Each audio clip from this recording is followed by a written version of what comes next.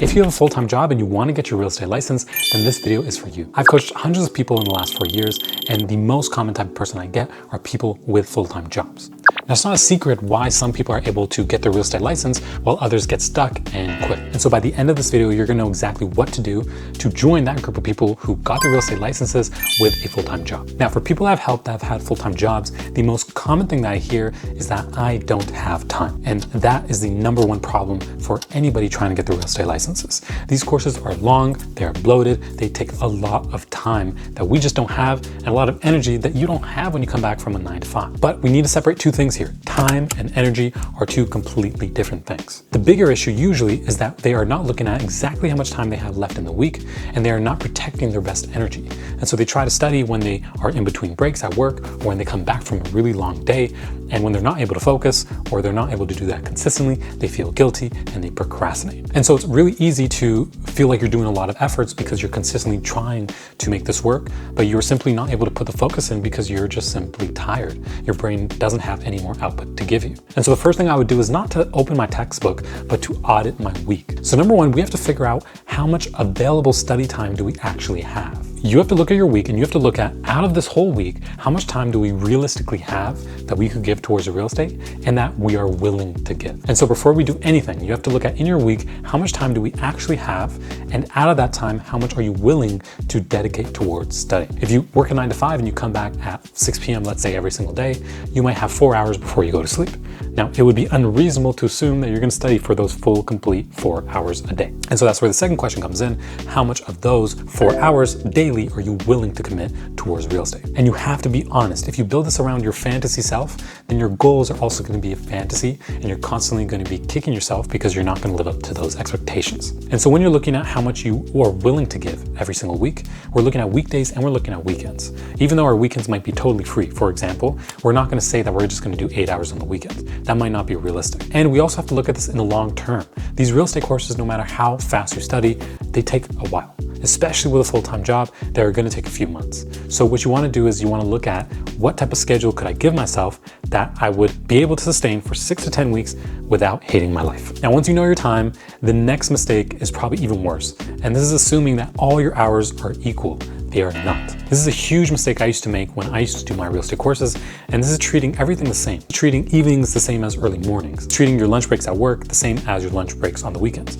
They are not built the same because your brain is in totally different modes and has totally different energy capacities in all of those scenarios. So yeah, some evenings you are technically available, but you're mentally exhausted. And some days you might want to wake up early morning before work, but you might have had a bad sleep, and so you can't really focus. So find the times where you are most likely to focus and put your studying within that time consistently. Don't leave it to be something left over, because if you leave it to be left over, then that means this goal is not a priority for you, and it is always going to take the back burner. And that's how procrastination happens. This is why I see students who tell me that, Shiva, I want to get these courses done in 6 months, and they take years. Yes, I mean years. They take breaks, they come back, they take breaks, they rebuy the whole program. It's much more common than you imagine. And so we have to look at these hours differently. If you work a 9 to 5, and let's say on Tuesdays, you do your 9 to 5 and then you go to the gym. If you come back, let's say 8, 9 p.m. and you want to start studying, keep that session for lighter review. Flashcards, maybe just quick definition work. We're not trying to do anything substantial because your brain is going to be exhausted. But on the weekends, we can save those for really, really heavy duty studying and potentially longer hours because we'll have more focus available. And so the way I would structure my weekly study routines would be trying to have 3 weekly blocks of 2 to 3 hours and studying on the weekends for also 2 to 3 hours. That would give you at least 5 days in the week where you're studying 2 to 3 hours, which is going to give you somewhere from 10 to 15 hours a week of pure study time. You do not need to study every day. I've had people in my group sessions that only study on the weekends and they still do fine. The main thing we're looking at is the hours.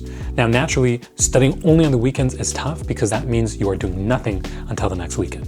And so it's much easier for your brain to forget things. But we don't need to study every day because studying every day can sometimes be overkill because you're forcing your brain to do work when it might not even be likely to do so. So we don't need a crazy schedule, but we need a repeatable one. Now, if you do this right, we're already halfway there, but it actually gets a lot easier if you do a little bit of math. And this is where we're going to reverse calculate exactly what our timeline is going to look like. So once we figure out our schedule and our weekly routine, the next step is figuring out what is our reverse engineered timeline. So for example, based on our knowledge of, let's say, course 3, based on the difficulty level, based on our research, and based on the length of the modules, we might imagine, let's take an estimate, maybe it's going to take us 70 to 80 hours focused to get through this course. So what that means is if you study 10 hours a week, that is going to take you 7 to 8 weeks to finish that course. If you study 8 hours a week, that's going to take you 9 to 10 weeks. If you study 12 or 15 hours a week, you can move much, much faster. So this timeline should come from your weekly capacity, not some wishful thinking and not some hope or a dream or goal that we've set without any real foundations. And again, these are timelines that we set at the beginning that may change. We may realize this course is harder than we thought, or we may realize we are actually learning faster than we thought. And so these are all things that are up to be adapted as we go along on our study routines. But this is where a lot of people mess up. Even with a good schedule, I still see people drag on the courses because they study it wrong. And so we want to use study materials that make our lives easier. So if you want to know a few more study habits or methods that I'd recommend, I would watch this video here. I go through a bunch of them and they differ based on what type of learner you are. Now, if you've nailed all of this up to now, you've got the right timelines, you've got the right study materials, you know exactly what you're doing every single week, you've calculated how long it's going to take you, we're adapting based on the weekly schedule. The last point, and probably the most important, is going to be the budget. Working full time and trying to get your real estate license can be hard. Not only because of the time and effort and energy, but also because of the money. If you want to know how much it costs you to go through and get your real estate license, I went through a video over here. You can check that on my channel. But it can take anywhere from 6 to 10K from the start of the process all the way till the end to becoming licensed and a little bit even beyond. And so you want to take that into account because each course costs a couple $100 and each exam costs a little bit more than $100 as well.